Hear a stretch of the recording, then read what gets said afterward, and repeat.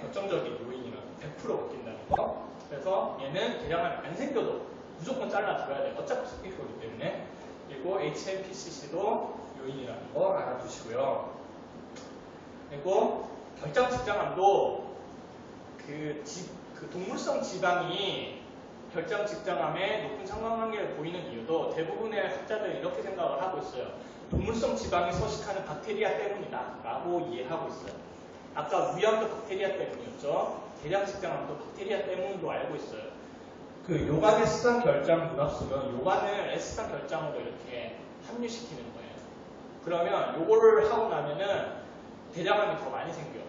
그것도 S상 결장 문합한 위에는 절대 안 생긴대요.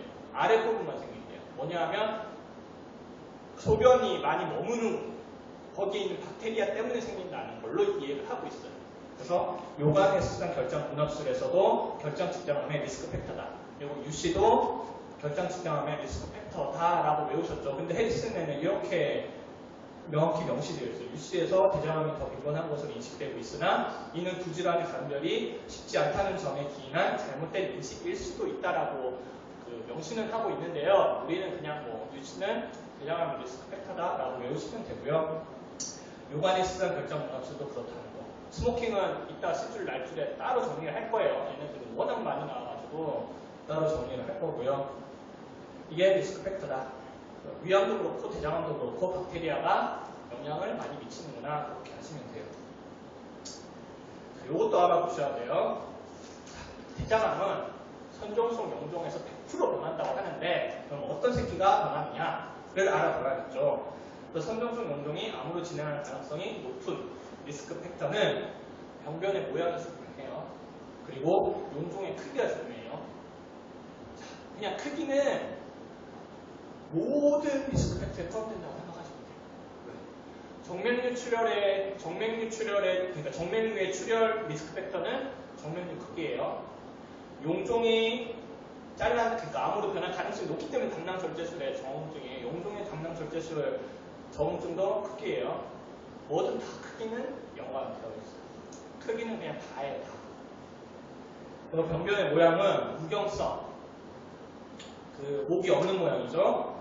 그리고 이건 눈으로 봤을 때의 모양이고요. 용모성 용종, 세관성 용종은 조직학적 분류예요. 다른 거예요. 둘 다 모양이긴 한데 유관적 모양이랑 조직학적 모양 따로 구별해서 알아두셔야 돼요. 유관적 모양은 무경성 용종에서 암으로 잘 변한다. 조직학적 질병은 육모성 용종, 세관성 용종보다 3배 높다고 그래요. 빌러스 타입에서 암으로 진행할 가능성이 높다. 용종의 크기 알아두시면 되고요. 야망이 계속 나오죠. 발생 장소 낙성 아니에요.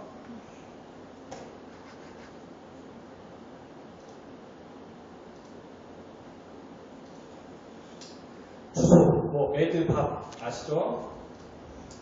진단, 성별검사, 직장수지검사, 대변 자멸 반응 검사. 저는 처음에 직장수지검사 왜? 대장이 얼마나 큰데 손가락을 하느냐 했는데 대부분 좌측 결장, S상 결장 직장이 많이 생기기 때문에 직장수지검사로 성별검사가 돼요. 3분의 2 이상은, 대장암의 3분의 2 이상은 손가락이 닿을 그 부분에 많이 생겨요. 왜? 아까 말씀드렸죠. 리스크 팩터 자체가 박테리아에 많이 노출되는 부분이 리스크 팩터예요. 그러면 그 변이 쌓이는 부분에 대장암이 많이 생겨요. 그래서 직장 수지 검사로 선별 검사가 되는 거예요. 대장 그렇게 큰데 손가락 그렇게 긴 사람 있냐라고 물으실 이유 없고요. 다 거기 생기는 거예요. 당연히 S상 결장, 내시경 검사, 발음 조율술, 당연히 대장 내시경 검사가 우월하다는 거는 아실 테고요. 여기 F4 모양을 이렇게 쏙 들어갔죠. 대장암의 증상이고요. 그건 모르겠어요. 그것도 모르겠고요. 자, 결장 직장암 치료. 풀립 당연히 절제해줘야겠죠. 그래서 내시경으로 절제를 해주면 돼요. 근데 거기서 인베이전이 조금이라도 포지티브가 나오면 그때는 대장암이라고 생각하고 치료해요. 대장 전체를 드러내요. 처음엔 풀립이라고 생각했더라도 인베이전이 있으면 대장 전체를 드러내는 거예요. 아까 말씀드렸어요. 소화기는 다 절제술만이 근치적 치료예요. 절제술만이. 여기도 당연히 LAR이 근치적 절제술이고요. 타입 FU랑 방사선 치료는 재발률을 낮추는데 조금 왼손처럼 거들 뿐이에요. 그냥 거두는 거고요. 결장 직장암이 간으로 전이됐을 때 대부분의 전이암은 치료 불가능이에요. 대부분의 전이암은 치료 불가능이에요. 근데 결장 직장암이 간으로 전이됐을 때는 부분 간 절제가 가능하대요. 이것도 되게 미미하게 그냥 생존율이 증가해서 그래요. 해봤자 25에서 30%만 5년 생존율을 기대할 수 있어요. 그렇게 커다란 효과는 아니지만 그래도 다른 전이암에 비해서는 예후가 좋기 때문에 전이암이지만 결장직장암에서 간으로 전이된 전이암은 몇 안 돼요. 전이암 중에 치료할 수 있는 암 몇 안 돼요. 결장직장암이 간으로 전이됐을 때는 치료할 수 있어요. 그래서 야마로도 나오는 거예요.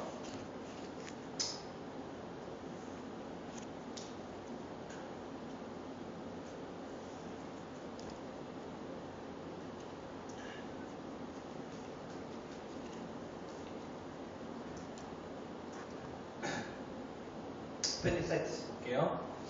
이런 주소들은 다 아시는 거니까 넘어갈게요. 진단 아까 말씀드렸어요.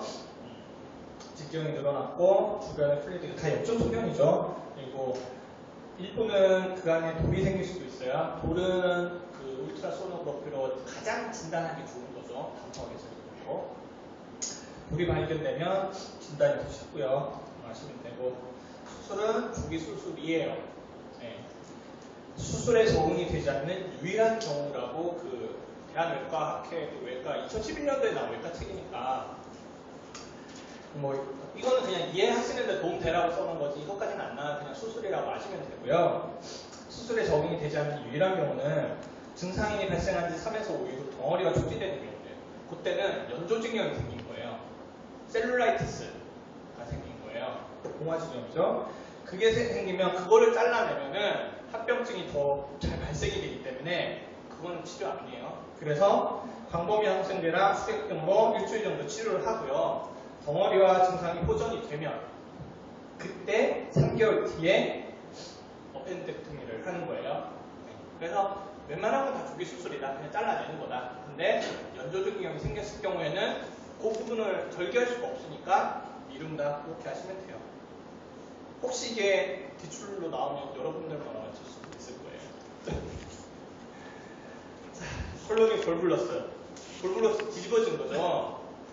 제일 중요한 건 시그모이드 볼블러스예요. 제일 많이 차지해요. 노인에서 오바를 하고요. 평소에 변비, 힘 많이 줄 때 생겨요. 그 에이날 피셔도 힘 많이 줬을 때 생기죠. 변비 때문에. 그리고 갑작스럽게 복부핑만 있을 경우에 생각할 수 있는데 복부 단순 촬영에서 시그모이드가 이렇게 탁 뒤집어져가지고 커티콘 모양으로 생긴 거 전형적인 모양 아시죠? 그래서 치료는 시그모이도스코피랑 렉탈 튜브로 일단 디코프레션을 시도를 해요. 그리고 나서 일렉티브 예정 수술이죠. 예정으로 수술을 해요. 왜 응급수술 안 하느냐? 응급수술 하면은 그거 합병증이 못 돼요. 합병증이 못 가요. 그리고 그러면은 디컴프레션을 끝내지 재발률이 못 돼요. 그래서 이렇게 복잡하게 하는 거예요. 디컴프레션 먼저 하고 그리고 시간이 지난 다음에 예정 수술을 하는 거예요. 재발률이 높기 때문에 수술 안 하고 넘어갈 수가 없어요. 수술해야 돼요. 이유는 디톨전의 성공에도 재발률이 높고 이머전시 디섹션은 모탈리티가 높기 때문에 바로 수술 안 한다는 거 이렇게 하시면 돼요. 자, 똥꾸녕 하겠습니다. 에이날 피셔인데요. 변비, 설사, 감염원 이런 것 때문에 에이날 피셔가 잘 생기고요. 소화에서 혈변의 모스트 커먼한 원인이고요. 이거는 매식 블리딩이 아니니까 성성성 혈변이 대변에 그냥 묻어나오는 정도가 나오죠. 맥케스 다이버티큘럼이랑 양상이 같은 혈변이라도 양상이 완전히 다르죠. 보통 이전의 변비병력을 주어주고요. 대변식 통증이랑 출혈변. 눈으로 보면 확진할 수 있는 거죠. 치료는 아큐트의 경우에는 그냥 보존적 치료로 돼요.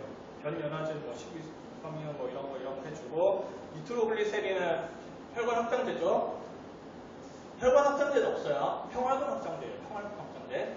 그러면 그 항문에 있는 평활근도 확장시킬 수 있겠죠. 그래서 니트로글리세린 정도가 경직된 항문의 관략근을 이완시킬 수 있는 거예요. 보툴리눔 톡신, 보톡스죠. 아세틸콜린, 그러니까 근육의 이노베이션한 그 체신경계의 말단에도 아세틸콜린이 분비돼요. 누가 자율신경계 정리해달라고 했는데 그거는 못할 것 같고요. 어쨌든 아세틸콜린을 방출을 막는 거예요. 그래서 그 근육 수축을 막는 게 보톡신이에요. 보툴리눔 톡신도 당연히 효과가 있겠죠. 그리고 보통 라테랄 인터널 스핑토로토미, 그러니까 잘라주는 거죠. 잘라줘서 경직되는 걸 풀어주는 거예요. 그걸로 치료를 한다는 거 하시면 되고요. 앱세스는 이렇다. 안 읽을게요. 힘들어요. 이래서 생긴다. 40%에서 피스툴라 유발이 된다. 앱세스는 다 치료나 드레이니지죠. 없애줘야 돼요. 항생제 투여를 한다. 위장관 투여 볼게요. 위장관계가 거의 끝나가고 있어요. 이 정도 속도면 7시에도 끝낼 수 있을 것 같은데요.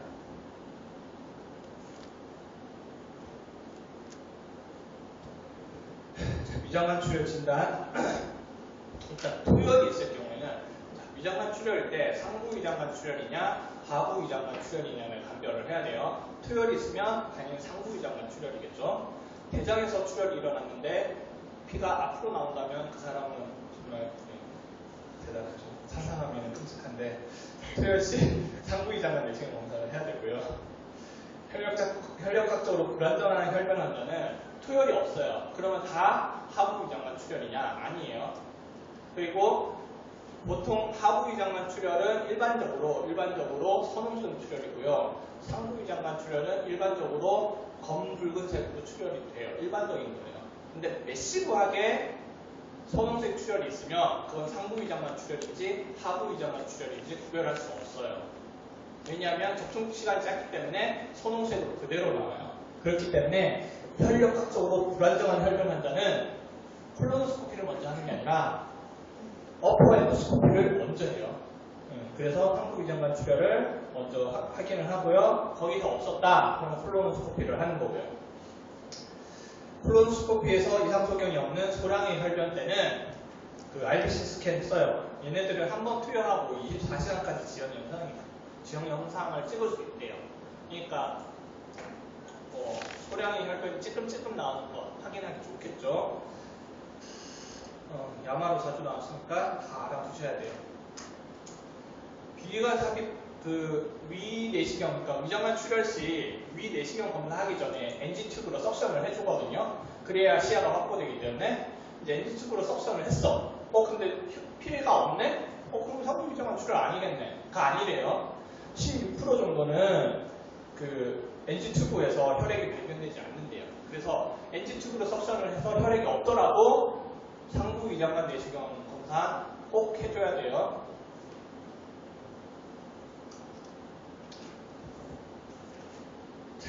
위장관 출혈 진단에서 출혈 초기에는 헤모글로빈이랑 헤마토크리트 수치는 거의 정상이거나 약간 하락한 정도래요.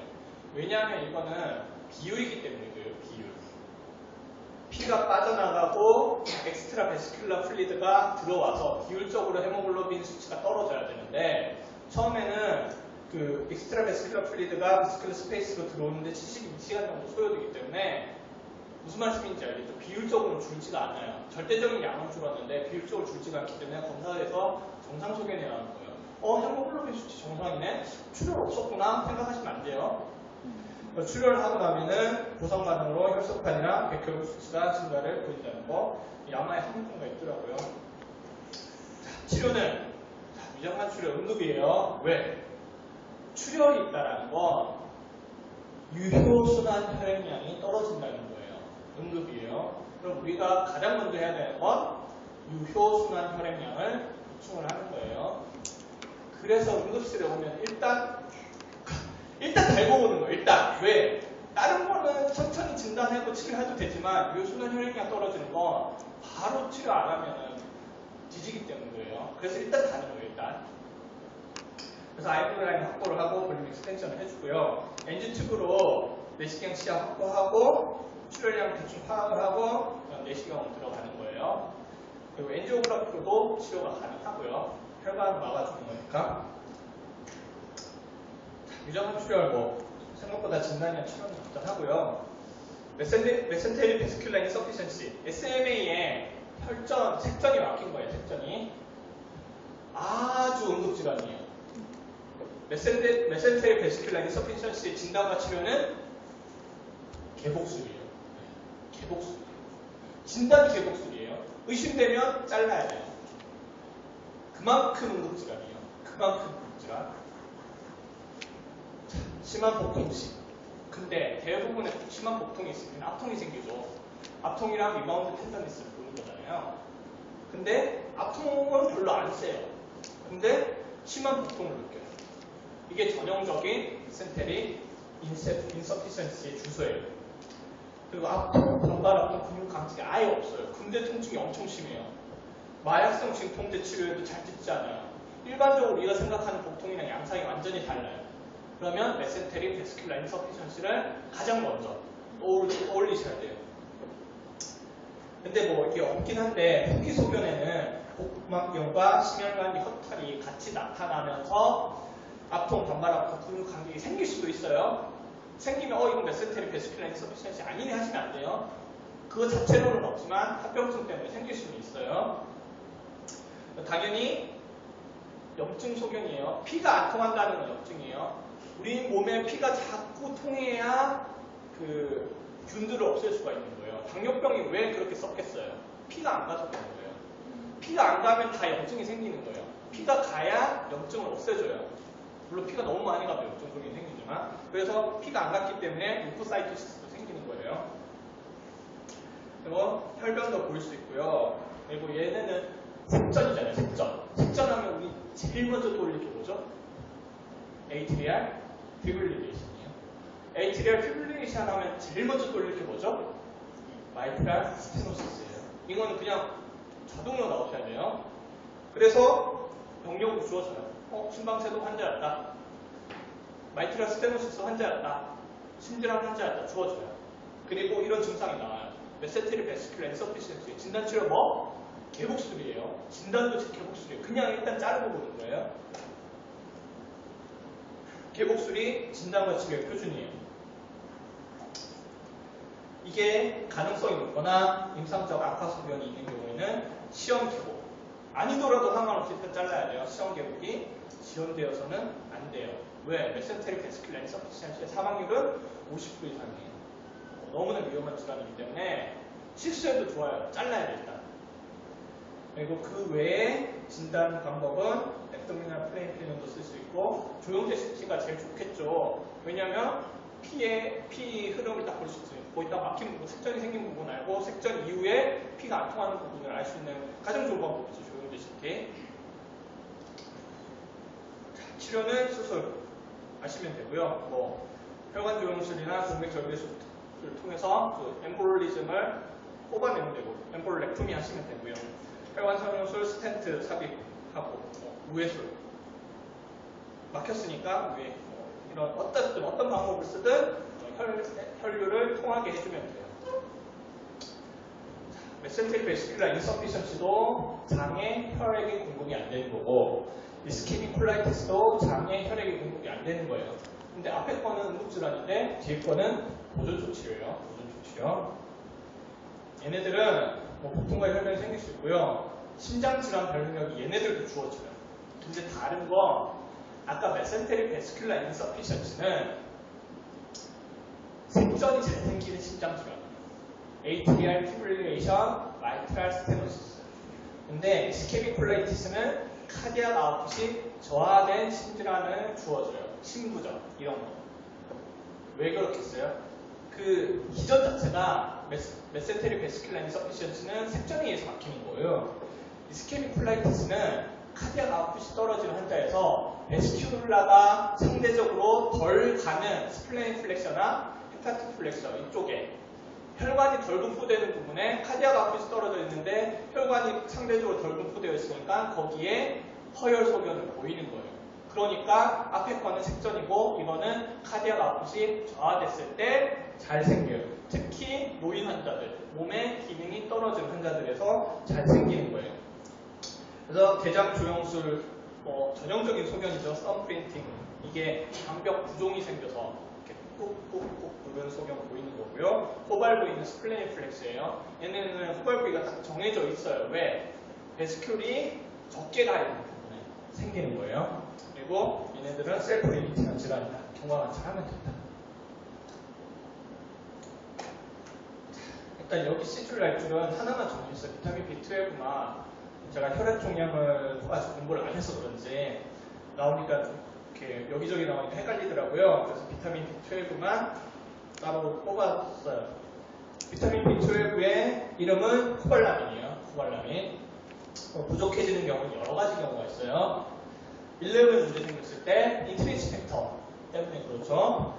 그리고 파리아탈셀, 악성 빈혈에서 파리아탈셀이 망가져도 인트린식 팩터 때문에 그렇죠. 그리고 그 비타민 B12가 그 고기에 많은데 완전 채식주의자에서도 비타민 B12가 잘 부족해진대요. 그리고 하나 더 추가해서 알아주실게. 왜냐하면 비타민 B12 요 앞에 세 개는 그 KML리의 소화 흡수 장애 그 부분에 따로 정리되어 있어요.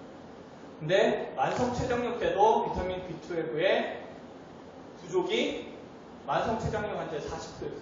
꽤 많이 생겨요. 랑 같이 알아두셔야 돼요. 만성 췌장염 환자도 비타민 B12가 부족해져요. 왜 그러냐면 뒤에 다시 한번 나올 건데 비타민 B12는 인트린식 팩터랑 결합을 해서 흡수되죠. 근데 만성 췌장염은 소화액이 안 나오는 거잖아요. 소화액이 안 나온다는 건 그 단백질을 분해를 못 한다는 거예요. 일반적인 사람은 비타민 B12에 결합하는 단백질이 인트린식 팩터도 있지만 다른 단백질들도 있어요. 일반적인 사람은 그 단백질이 분해되기 때문에 비타민 B12가 전적으로 인트린식 팩터에 결합이 돼서 잘 흡수가 돼요. 근데 단백질이 분해가 안 되는 만성 췌장염 환자는 비타민 B12에 결합되는 단백질이 분해가 안 되니까 계속 결합해 있는 거예요. 그럼 경쟁적으로 인트린식 팩터가 결합되는 확률이 줄어들겠죠. 그러면 그만큼 흡수되는 확률이 줄어들겠죠. 그래서 비타민 B12의 흡수율이 떨어지는 거예요. 만성 췌장염 시에 그러니까 지용성 비타민 흡수 안 되는 건 당연한 건데 그건 아덴이잖아. A, D, E, K. 근데 비타민 B12는 지용성 비타민도 아니에요. 근데 떨어지는 거예요. 흡수가 떨어지는 거예요. 그 이유는 방금 말씀드린 이유 때문에 그런 거예요. 만성 췌장염 때 다시 나올 거예요. 부족하면 당연히 거저가구성 빈혈이 생긴다. 거저가구성 빈혈은 비타민 B12도 있지만 폴릭 액시드 때도 생긴다. DNA 합성장애 때문에 세포에 거대화를 초래하는 거다. 신경장애도 발생한다. DNA에 영향을 미치는 거예요. 이 정도까지 끝났으니까